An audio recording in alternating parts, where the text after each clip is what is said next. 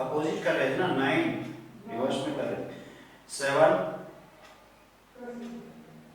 चलो 7 पे आ जाओ। 8 कर लिया था हमने, 9 8 कर लिए थे, 7 करेंगे। क्वेश्चन नंबर 7 देखो, क्वेश्चन नंबर 7 क्या आएगा? आपके पास बुक है तो देख लो एक बार क्वेश्चन नंबर 7।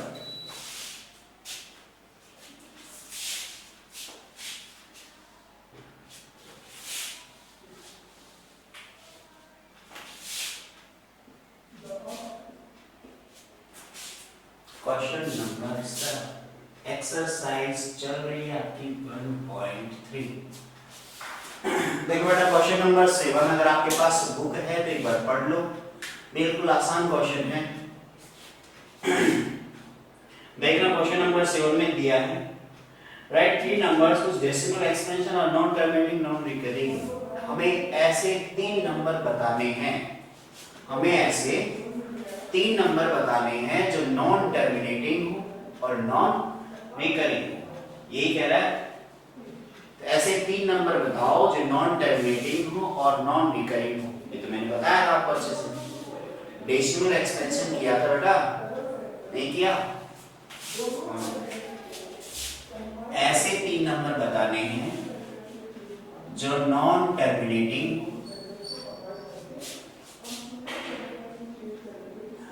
प्लस में नॉन रिकरिंग हो। तो बेटा बताओ वो नंबर कौन से होंगे, नॉन टर्मिनेटिंग और नॉन रिकरिंग। सबसे पहले हम ये देखते हैं कि नॉन टर्मिनेटिंग क्या होता है। वे नंबर जो डिवाइड करने पे रुके ही नहीं, चलते ही जाए, चलते ही जाए। अब रिकरिंग का मतलब फिक्स पैटर्न रिपीट होता हो और नॉन रिकरिंग का मतलब फिक्स पैटर्न रिपीट ना हो, बस यही तो फर्क है। आई बात समझ में? तो देखो क्या है, नॉन टर्मिनेटिंग का पहला एग्जांपल मैं लिख देता हूं 2.39213। देखो क्या कोई फिक्स पैटर्न रिपीट किया मैंने? नहीं किया। तो क्या ये आंसर सही है? बताओ बच्चे, क्या ये आंसर सही है? अरे बोलो, नहीं है? क्यों नहीं है? रीजन बताओ, बताओ क्यों नहीं आंसर सही, जल्दी से फटाफट।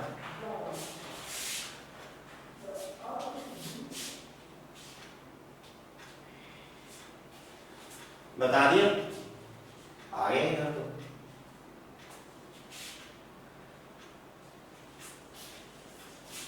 देखो बेटा, डिवाइड हो गया। हाँ, दिव्या कुमारी ने एकदम सही जवाब दिया है बेटा। कौन है दिव्या कुमारी?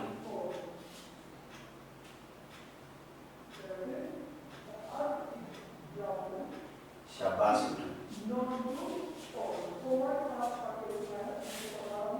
चलो, इसमें दिया हुआ है हमें 0 पॉइंट, जो मैं नंबर लिया है बेटा, ये नंबर टर्मिनेटिंग है। कैसा नंबर है? टर्मिनेटिंग।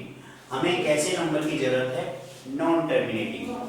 तो नॉन टर्मिनेटिंग की जरूरत है, इसका मतलब ये आगे चलेगा तब आपका आंसर सही आएगा। आगे बात समझ में? नॉन टर्मिनेटिंग नॉन रिकरिंग हो गया। ऐसे ही आप दूसरा कोई भी एग्जांपल अपनी मर्जी से लिख सकते हैं बेटा, 0.150150015000 चलते ही जा रहे, ठीक है? कर सकते हो बेटा, समझ आई बात समझ में? ऐसे ही और भी लिख सकते हो आप एग्जांपल, कितने भी लिख सकते हो, आपकी मर्जी है। बस ये ध्यान रखना पैटर्न फिक्स ना हो, रिपीट होने वाला। रिपीट हो गया तो वो रिकरिंग हो जाएगा। हमें कैसा चाहिए? नॉन रिकरिंग, ठीक है? देखो बेटा, नेक्स्ट क्वेश्चन नंबर 6 है आपका। और कौन कौन से बच्चे हुए इसमें ये बताओ पहले फटाफट। क्वेश्चन नंबर फर्स्ट कर लिया था क्या हमने? 1 2 3, 1 भी नहीं किया। शाबाश, चलो तो शुरू से देख। 1 भी क्या है? फॉलोइंग, हे भगवान, वन जो है वो डिवाइड करना है। आज हम डिवाइड देना सीखेगा ना, चलो वन से ही करते हैं। अब हम सीखते हैं डिवाइड कैसे करते हैं। 2 में 5 से डिवाइड कैसे करेंगे, 10 में 2 से डिवाइड कैसे करेंगे, ये तो सीखना है। इंपॉर्टेंट आपके लिए, डिवाइड नहीं सीखोगे तो फिर आप आगे कैसे बढ़ोगे। अभी लोग डिवाइड करते हैं सारे के सारे।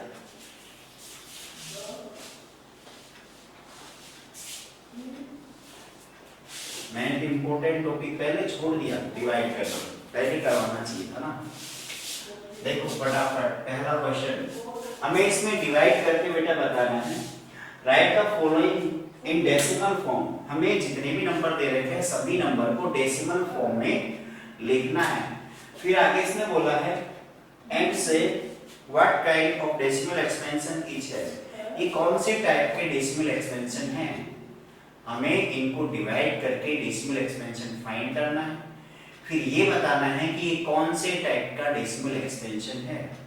कितने टाइप के पढ़ रखे आपने, 3 टाइप के, एक तो टर्मिनेटिंग और 2 है नॉन टर्मिनेटिंग के अंदर, यही तो थे। चलो पहले पे आ जाओ जल्दी से। फर्स्ट वाला क्या है, फर्स्ट वाला है इसका 36/100। सेकेंड पार्ट है इसका 1/11। थर्ड पार्ट है बेटा इसका 4:1/8। फोर्थ पार्ट है इसका 3/13।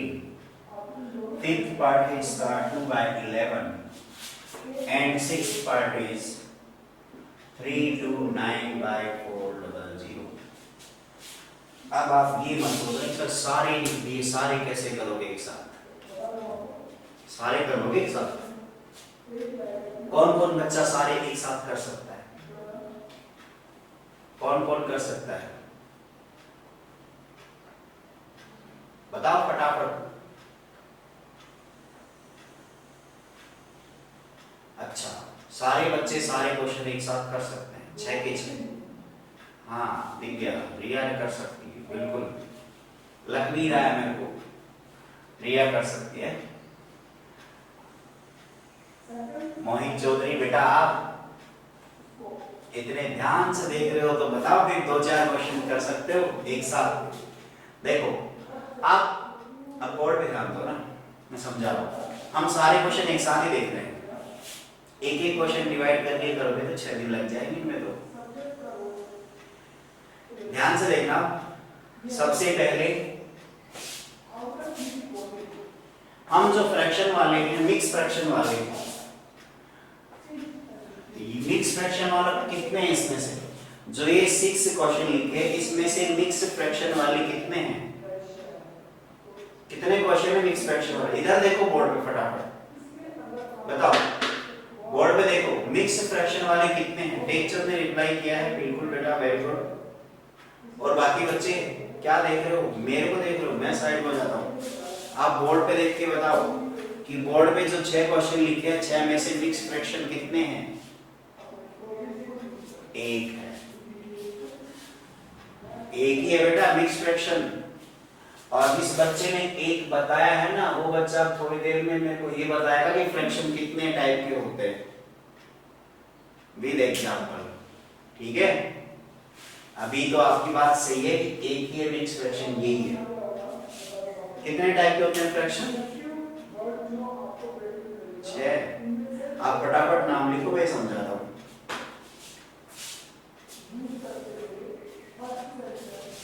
देखो फटाफट देखो, जब भी हमें पता करना हो, डेसिमल एक्सपेंशन निकालना हो, तो हम डायरेक्ट देख के बता दें कि इसमें कंप्लीट डिवाइड होगा कि नहीं होगा। पहले तो एक बात कंफर्म करो, यहां से जितने भी 6 के 6 क्वेश्चन हैं ये सारे के सारे रेशनल नंबर हैं या नहीं है, बताओ मेरे को पहले। सारे के सारे रेशनल नंबर हैं कि नहीं है, बताओ। ये जो लिखे हुए हैं 6 क्वेश्चन, ये सारे रेशनल नंबर हैं क्योंकि सारे p बाय q फॉर्म में हैं, और सारे p बाय q फॉर्म में हैं तो रेशनल नंबर हैं। अब हमने ये पढ़ा है कि रेशनल नंबर जो आपका डेसिमल एक्सपेंशन आएगा, डेसिमल एक्सपेंशन में रेशनल तो केवल 2 ही थे। कौन कौन से थे, एक तो था टर्मिनेटिंग वाला, ये भी रेशनल होता था। एक था आपका नॉन टर्मिनेटिंग में,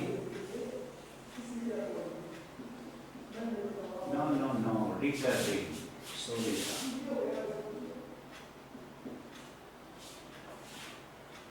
दो ही थे, ध्यान देना बोर्ड पे लिखा है।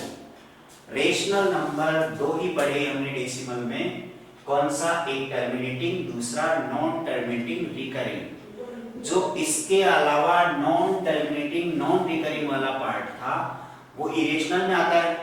किस में आता है? इरेशनल में आता है। हम केवल किसकी बात कर रहे हैं? रेशनल की बात कर रहे हैं, ठीक है। तो अब देखो बेटा रेशनल के अंदर, अब हम यहां से डायरेक्ट देख के बताएंगे रेशनल तो है, इसका मतलब जो 6 क्वेश्चन दे रखे हैं वो या तो इसमें आएंगे या इसमें आएंगे, दोनों में से किसी एक में आएंगे। अब मैं आपको ये पहचानना बता दूं कि कौन सा टर्मिनेटिंग होता है कौन सा नहीं, तो आप बता दोगे। देखो पहला है आपका 36/100, ये तो आपको वैसे ही दिख रहा है डायरेक्ट कि ये तो टर्मिनेटिंग है, दिख रहा है। ये क्या है भाई? नीचे जितने जिसमें नीचे 0 और 1 है, मतलब 10, 100, 1000, इसका मल्टीपल हम डायरेक्ट 100 काट के ऊपर पॉइंट लगा सकते हैं। ये तो सबका आता है। ये भी नहीं आता, वहां से शुरू करें माइनस से, आता है ना इतना तो। Very good. देखो आगे, और ये वाला भी आपको देखना है।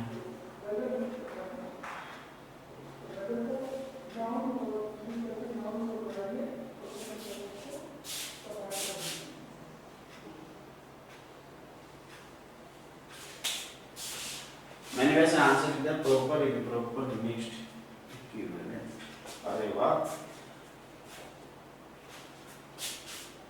और भी पूछेंगे, देख देख के लिख रहे हो, इतना टाइम लगा दिया, मैंने तो बहुत कुछ समझा दिया। देखो आप केवल और केवल फोकस करो डिनोमिनेटर पे। किस पे फोकस करो? डिनोमिनेटर पे। जितने 6 क्वेश्चन हैं सब में वो 100 वाला भी इसी में आ जाएगा। डिनोमिनेटर मैंने बताया था कल आपको, लास्ट क्लास में बताया था। डिनोमिनेटर के आप फैक्टर करो, उस फैक्टर में अगर आपके पास 2 आता है या 5 आता है या दोनों आते हैं, क्या है? 2, 5 और बोथ, बस यही है, इनके अलावा कुछ नहीं आए, तो आपका जो केस है वो होगा टर्मिनेटिंग। कैसा केस होगा? टर्मिनेटिंग। कौन सा केस होगा टर्मिनेटिंग? जब डिनोमिनेटर के फैक्टर में 2 आए या 5 आए या दोनों आ जाए, लेकिन इनके अलावा कुछ भी नहीं आए। अगर इनके अलावा कुछ भी आ गया तो वो केस टर्मिनेटिंग नहीं होगा, और जो टर्मिनेटिंग नहीं होगा वो किस में आ जाएगा? नॉन टर्मिनेटिंग रिकरिंग में आ जाएगा। आगे बात समझ में? देखो जल्दी से, मैं सबके फैक्टर बता रहा हूं आपको। पहले वाला 100 है डिनोमिनेटर, इसके फैक्टर क्या होंगे?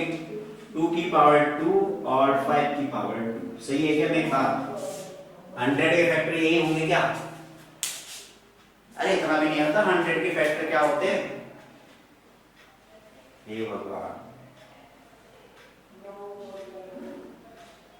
बेटा, इतनी बड़ी बड़ी चीजें पढ़ रहे हो आप लोग, या चीजें छोटी है, आप लोग बड़े हो, जो भी है। आप बताओ 100 का फैक्टर समझ में आया आपके? आ गया 100 का फैक्टर? 100 के फैक्टर में ध्यान से देखना, एक तो 2 आ रहा है, अभी कितनी बार आता है पावर से आपको कोई मतलब नहीं, पावर से आपको कोई मतलब नहीं, बस ये ध्यान रखना है। नीचे 2 आ रहा है और 5 आ रहा है, दोनों आ गए, हमें कोई दिक्कत नहीं है, दोनों आ जाए तो भी हमारा ये टर्मिनेटिंग होगा। चलो पहला तो हो गया टर्मिनेटिंग, अरे ये हो गया टर्मिनेटिंग वाला पार्ट, टर्मिनेटिंग लिख देता हूं। सेकंड वाला 1/11, सेकंड वाले का 11 का फैक्टर करोगे तो 11 ही रहेगा, मल्टीपल 1 आ जाएगा, तो 1 से भी कोई मतलब नहीं है। आपके फैक्टर में 2 और 5 के अलावा कुछ भी आता है तो वो केस टर्मिनेटिंग नहीं होगा। इसका मतलब हम ये कह सकते हैं कि ये वाला केस टर्मिनेटिंग नहीं है। टर्मिनेटिंग नहीं है तो ये आंसर कौन सा होगा? ये आपका नॉन टर्मिनेटिंग रिकरिंग होगा, नॉन टर्मिनेटिंग रिकरिंग होगा। आगे बात समझ में। थर्ड में आ जाओ बेटा। थर्ड में नीचे कितना है? 8 है। थर्ड में नीचे 8 है, तो जब हम 8 के फैक्टर करेंगे तो 2 की पावर 3 आएगी। 8 का फैक्टर करोगे तो कितना आएगा? 2 की पावर 3। बताओ 2 की पावर 3, उसमें 2 ही तो आ रहा है।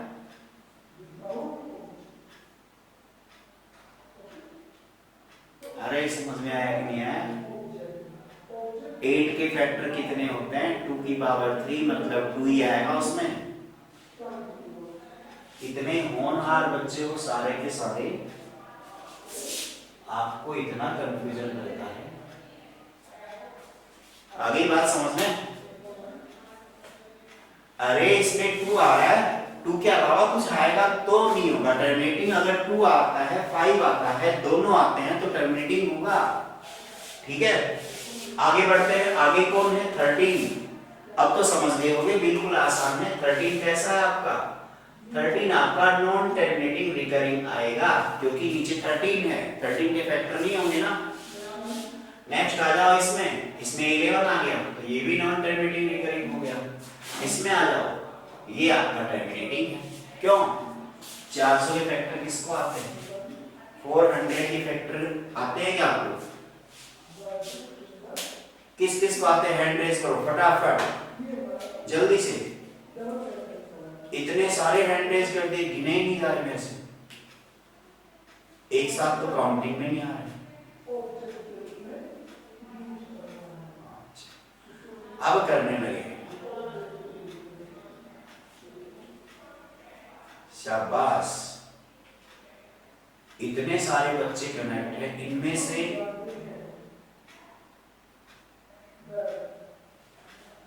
इतने सारे बच्चों को आता है 400 का फैक्टर। Very good. बाकी बच्चों किसका आता है? 400 से बड़े नंबर का आता होगा जिन बच्चों ने हैंड रेज नहीं किया है, क्योंकि वो छोटे नंबर का फैक्टर तो करते ही नहीं है। जो बच्चे हैंड रेज नहीं किए शायद उन बच्चों को फैक्टर आते तो हैं, लेकिन छोटे छोटे नंबर के नहीं, बड़े बड़े नंबर करते हो ना। जब बड़े नंबर के पूछेंगे तो बच्चे बच्चे हैंड रेज करेंगे ना। ठीक है, अगले क्वेश्चन पे आता है। ये क्वेश्चन कंप्लीट हो गया आपका। क्वेश्चन फर्स्ट कंप्लीट हो गया। सेकंड क्वेश्चन पे आ जाओ जल्दी से। ठीक है, बस बेटा बस, हैंड रेज हो गए बहुत सारे। इतना हैंड रेज मत करो, लिखना भी है उसी हाथ से आपको।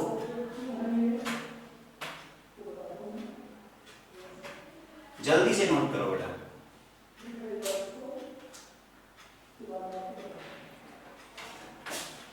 बेटा प्रॉपर फ्रैक्शन क्या होता है? कौन बताएगा? प्रॉपर फ्रैक्शन क्या होता है?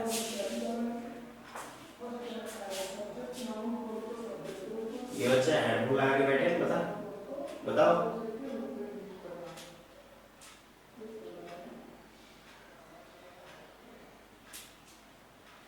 छोटा सा हिंट लिख के भेज दो, पूरा मत लिखना, बस मैं समझ जाऊंगा, बस उतने से। आप एक एग्जांपल लिख के भेज दो प्रॉपर फ्रैक्शन का, बस।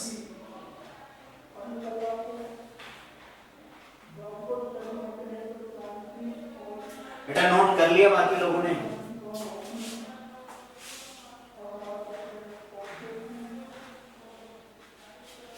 बहुत सारे बच्चों ने भेजा है।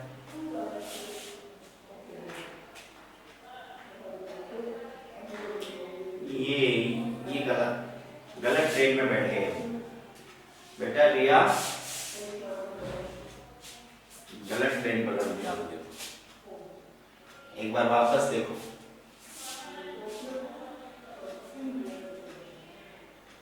बेटा रिया जो आपने लिखा है उसको पढ़ो। गलत तो नहीं लिख दिया कहीं? उल्टा लिख दिया? चलो अगले क्वेश्चन पे आते हैं। Question number 2। बहुत अच्छा क्वेश्चन है, ध्यान से देखो। हम सीखते हैं डिवाइड। ठीक है, छोटे छोटे नंबर में बड़े बड़े नंबर से डिवाइड कैसे करते हैं वो सीखते हैं। क्वेश्चन नंबर 2 पे जाओ।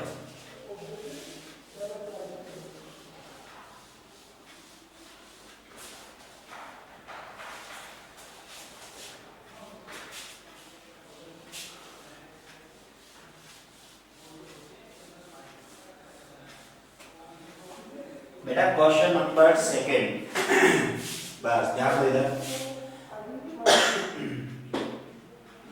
क्वेश्चन नंबर सेकंड में आपको क्या लिखा है? क्वेश्चन नंबर सेकंड में लिखा है you know that 1 by 7 is 0.142857.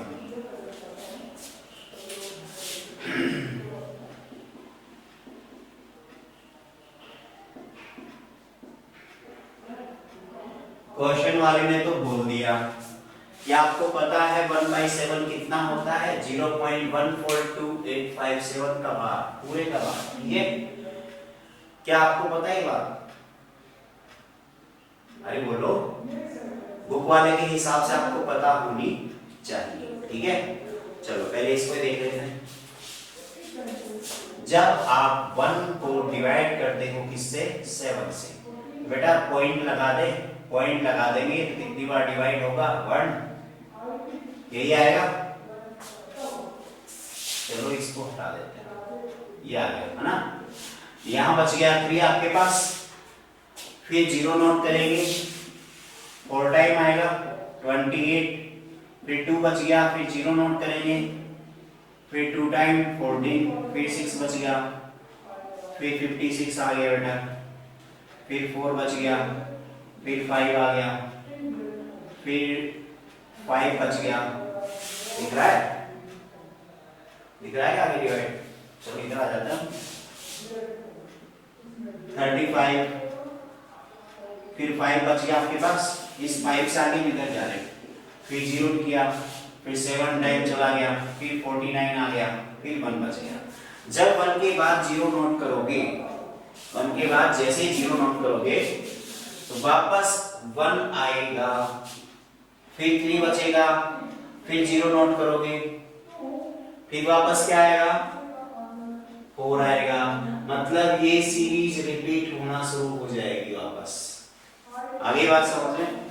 तो इसका मतलब ये तो आपने पता कर लिया कि 1 by 7 की वैल्यू होती है 142857 होती है। जैसे आप 1 by 4 निकाले हो, वैसे 1 by 7 चल रहा है ना। जैसे हम 1 by 7 निकाले हैं, वैसे ही 2 by 7 भी निकाल सकते हैं, 2 by 7 भी निकाल सकते हैं, 3 by 7 भी निकाल सकते हैं, 4 by 7 निकाल सकते हैं, सब निकाल सकते हैं। ठीक है, ऐसे डिवाइड कर करके निकाल सकते हो ना, ये तो आप कर सकते हो, डिवाइड कर करके आप निकाल सकते हो। जहां रिपीट होगा वहां बार लगा देंगे, बाकी छोड़ देंगे। ठीक है, अब क्वेश्चन में क्या बोल रहा है वो पढ़ो। क्वेश्चन में बोला उसने, can you predict what the decimal expansion of 2 by 7, 3 by 7, 4 by 7, 5 by 7 and 6 by 7 are without actually doing the long division? आपको बिना डिवीजन के बता सकते हो क्या कि इसका आंसर क्या आएगा? फिर आगे कह रहा है if so how? यदि कर सकते हो तो बताओ कैसे करेंगे। देखो ध्यान से, हमने 1 by 7 कर दिया, 1 by 7 और जो 2 by 7 है आपका, ये क्या है? ये मल्टीपल है किसका? 1 by 7 का। कितना? 2 टाइम। बेटा 2 by 7 क्या है? मल्टीपल है, 2 टाइम मल्टीपल है किसका? 1 by 7 का। तो क्या हम 1 by 7 की वैल्यू को इससे मल्टीप्लाई करके नहीं निकाल सकते क्या? जैसे ही मल्टीप्लाई करेंगे तो जो आपके पास आंसर आएगा, करते हैं मल्टीप्लाई। देखो बेटा किससे मल्टीप्लाई करते हैं? बताओ कितना आएगा? 4 सही है, फिर 1, फिर 1 7 5 8 2। आगे क्या बात समझ में? जब 2 से मल्टीप्लाई करेंगे, नहीं आई बात समझ में? नहीं आई? Very good. ये 5 है, अगर मैं 10 को लिखूं तो ऐसे ही लिख सकता क्या? नहीं, इसको भी छोड़ दो। 1 by 2 है, 0.5 होता है? नहीं होता? होता है। हाँ, अब मैं 3/2 लिखना चाहूँ तो 3/2 क्या आएगा? आपके हिसाब से तो 1.5 आएगा, ये तो आएगा, लेकिन हम इसको ऐसे नहीं लिख सकते क्या? 3 टाइम्स ऑफ 1/2 नहीं लिख सकते? लिख सकते हैं। 3 इंटू 1/2 की वैल्यू 0.5 मीन्स 1.5। आई बात समझ में? अभी नहीं आई? और छोटी वैल्यू लो, 1 ले लो। कितनी छोटी वैल्यू?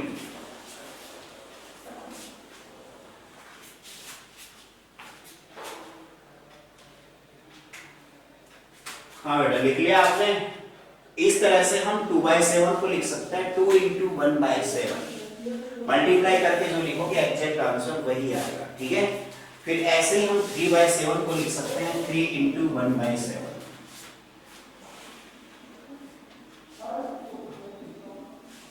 0.142857, इसको मल्टीप्लाई करके लिखोगे आपका 3/7 आएगा। ऐसे ही 4/7, 4 मल्टीप्लाई 1/7, फिर 5/7, 5 मल्टीप्लाई 1/7। फटाफट से इसको लिख लो। अगला क्वेश्चन और करते हैं। कितने क्वेश्चन हो गए? 2। तीसरा मैंने शायद करवा दिया पहले, फोर्थ पे आ जाता है। फिर क्वेश्चन नंबर 4।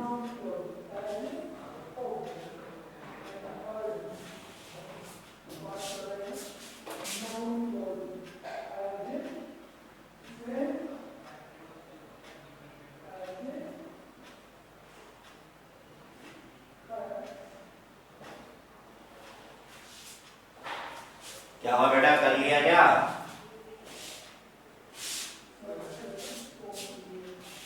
हाथ पांव चलाओ, पेन चलाओ दोनों हाथों से, तब होगा, गर्दन हिलाने से नहीं होगा।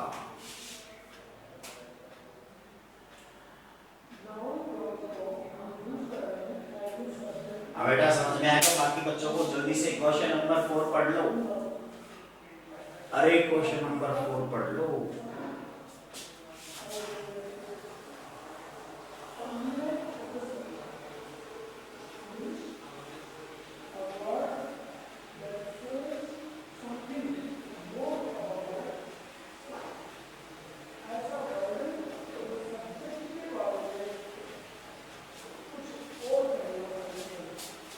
अब भी लिख दिया होगा। कितने फास्ट लिखते हो? दोनों हाथों से लिखते हो, दो कॉपी बना रखी है, रफ और पेन एक साथ। लेफ्ट हैंड से रफ में लिखते हो, राइट हैंड से पेन में एक साथ लिखते हो।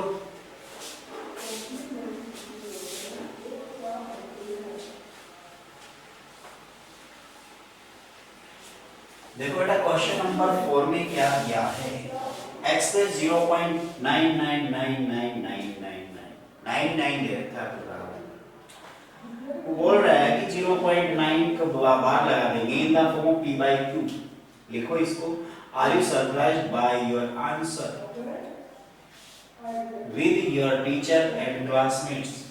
Discuss why the answer makes sense.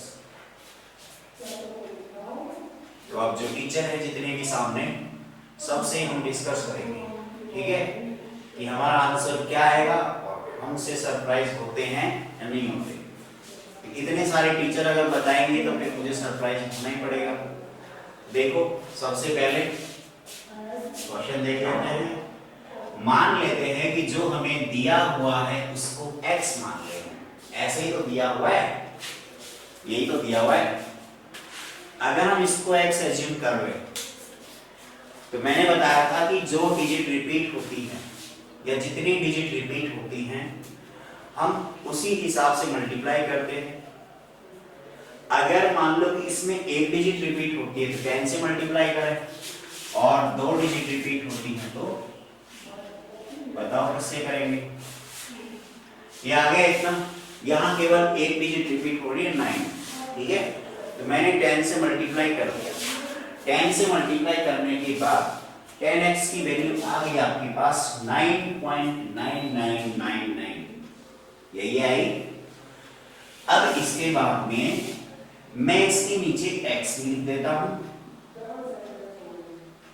ये लो x लिख दिया, माइनस करेंगे तो बेटा 9x इज इक्वल्स टू 9 आएगा, then x is equals to कितना आया 1 आ गया, x इक्वल्स टू कितना आ गया 1।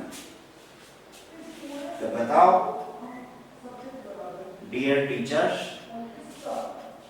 बताओ x की वैल्यू आ गई 1, ठीक है, x की वैल्यू कितनी आ गई 1, मतलब आप जिसको सोल्व कर रहे थे वो 1 के बराबर आ गया, ठीक है।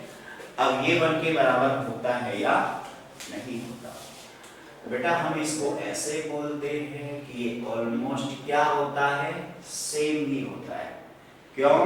क्योंकि जो 0.9 है और 1 है इसमें तो जरूर डिफरेंस होता है, 0.1 का होता ही नहीं होता,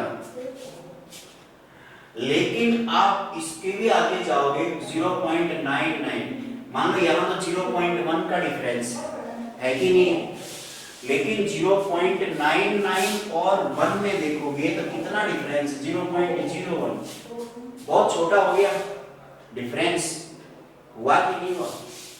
चलो इसको और आगे ले जाते हैं तो ये डिफरेंस और भी छोटा हो गया, हुआ कि नहीं हुआ।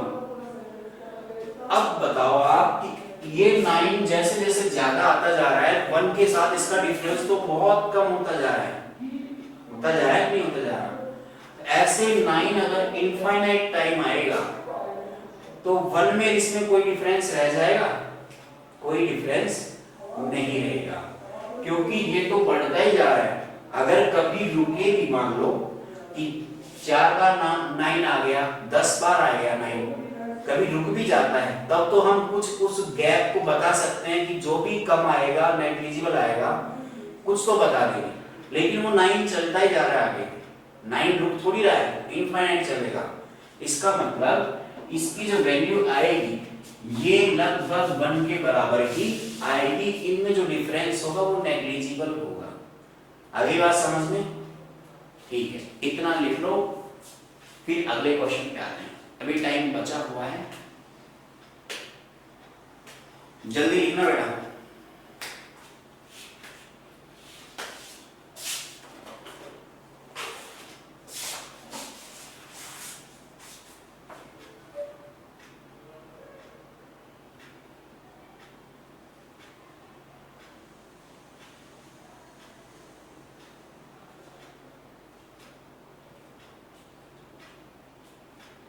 बताओ बेटा वंशी का क्या प्रॉब्लम है,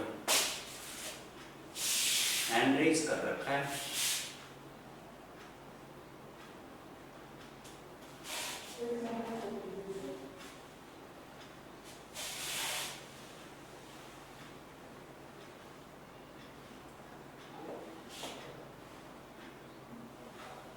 कर लिए, कर लिए, तो अगले क्वेश्चन पे आ जाओ। क्वेश्चन नंबर 5, क्वेश्चन नंबर 5 कह रहा है what can the maximum number of digit be in the repeating block of digits in the decimal expansion of 1/17। जल्दी से देख लो, बिल्कुल आसान क्वेश्चन है, आपको समझना है। इसका 90% पार्ट में समझा चुका हूं आपको, क्वेश्चन नंबर 5 का 90% पार्ट समझा चुका हूं, आपको 10% समझना है, तो केवल 10 सेकंड की जरूरत है, वो है हमारे पास, ठीक है। देखो अब हम देखते हैं क्वेश्चन नंबर 5। बेटा 1/17 के बारे में बोल रहा है कि जब इसका एक्सपेंशन करोगे तो कितनी डिजिट रिपीट होंगी, डिजिट निकालनी है आपको, कितनी रिपीट हो रही है। पहले ये बताओ कि डिजिट रिपीट होंगी कि नहीं होंगी, होंगी तो आप डिवाइड करके निकाल लोगे। तो बेटा देखो, जब हम किसी रेशनल नंबर का, ध्यान से देखना इधर, ये रेशनल नंबर है आपके पास, ये रेशनल है, रेशनल है तो या टर्मिनेटिंग आएगा या नॉन टर्मिनेटिंग रिकरिंग आएगा। टर्मिनेटिंग तो ये है नहीं, क्यों, नीचे वाले फैक्टर में 2 और 5 नहीं है, तो इसका मतलब सिंपल सी बात है ये नंबर ये होगा रिकरिंग वाला, और रिपीट कितने डिजिट बाद होगा वो हम डिवाइड करके निकालते हैं। आगे बात समझ में, आज की क्लास केवल यहीं तक। थैंक यू बेटा, बाय।